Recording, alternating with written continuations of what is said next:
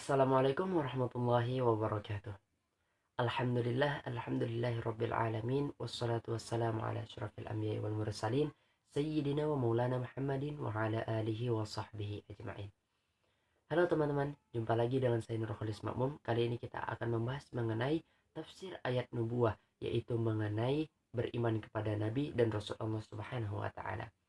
Sebagaimana firman Allah Subhanahu wa Ta'ala dalam Quran Surah Al-Hadid ayat 7, A'udzu billahi minasy syaithanir rajim. Bismillahirrahmanirrahim. Aminu billahi wa rasulihi wa anfaqu mimma ja'alakum مستخلفين فيه فالذين آمنوا منكم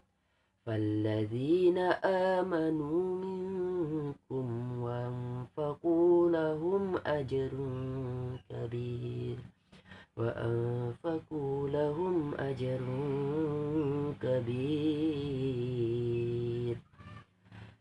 yang artinya berimanlah kamu kepada Allah dan Rasulnya dan nafkahkanlah sebagian hartamu yang Allah telah menjadikan kamu menguasainya. Maka orang-orang yang beriman dan menafkahkan hartanya, maka ia akan memperoleh pahala yang besar.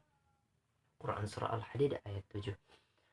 Menurut Al-Maraghi dalam tafsirnya, ayat ini menjelaskan kepada kita untuk beriman kepada Allah Subhanahu wa Ta'ala dan menegaskan pula untuk kita, jika kita beriman kepada Allah Subhanahu wa Ta'ala, maka kita juga wajib untuk mengimani Nabi dan Rasulnya sebagai utusan Allah Subhanahu wa Ta'ala.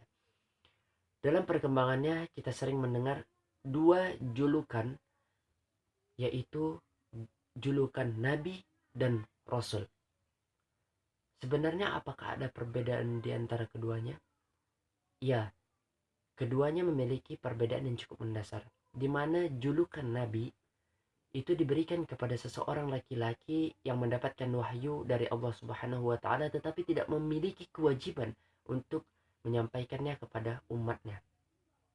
Sedangkan julukan Rasul adalah julukan yang diberikan kepada seorang laki-laki yang mendapatkan wahyu dari Allah Subhanahu wa Ta'ala dan memiliki kewajiban untuk menyampaikan risalah itu kepada umatnya.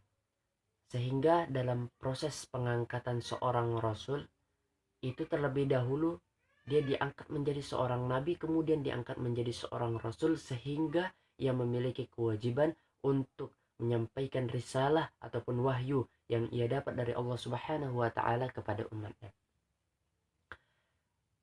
Bahkan sebenarnya dalam sejarahnya bukan hanya kita wajib mengimani 25 nabi dan rasul, tetapi dalam sebuah riwayat bahkan jumlah nabi dan rasul itu banyak sekali, yaitu 124.000 nabi dan diantaranya ada 315 seorang rasul.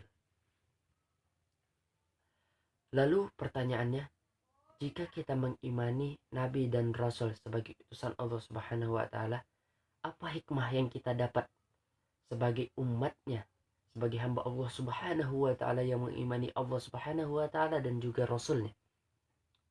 Hikmah terbesar yang kita dapatkan dalam mengimani seorang Nabi dan Rasul Allah Subhanahu wa Ta'ala adalah menyempurnakan iman kita kepada Allah Subhanahu wa Ta'ala, dan seorang Nabi dan Rasul itu dapat kita jadikan contoh atau tauladan yang baik dalam kehidupan kita sehari-hari, sebagaimana yang telah Allah terangkan dalam firman-Nya Quran Surah Al-Ahzab ayat 21, yang artinya sesungguhnya telah ada pada diri Rasulullah itu suri teladan yang baik bagimu, yaitu bagi orang-orang yang mengharap rahmat Allah dan kedatangan hari kiamat, dan dia banyak menyebut Allah. Quran Surah Al-Ahzab ayat 21. Oleh karena itu teman-teman, marilah sama-sama kita meningkatkan keimanan dan ketakwaan kita kepada Allah Subhanahu wa Ta'ala dengan menjalankan segala perintahnya dan menjauhi segala larangannya. Dan juga kita dapat mencontoh teladan-teladan yang baik dari para nabi dan rasul untuk kita terapkan dan kita aplikasikan dalam kehidupan sehari-hari. Teman-teman yang saya hormati, demikian penyampaian yang dapat saya sampaikan. Apabila terdapat kesalahan dan kekhilafan, saya mohon maaf yang sebesar-besarnya. Unzur man qala wala tanzur man qala. Ihdinas siratal mustaqim. Assalamualaikum warahmatullahi wabarakatuh.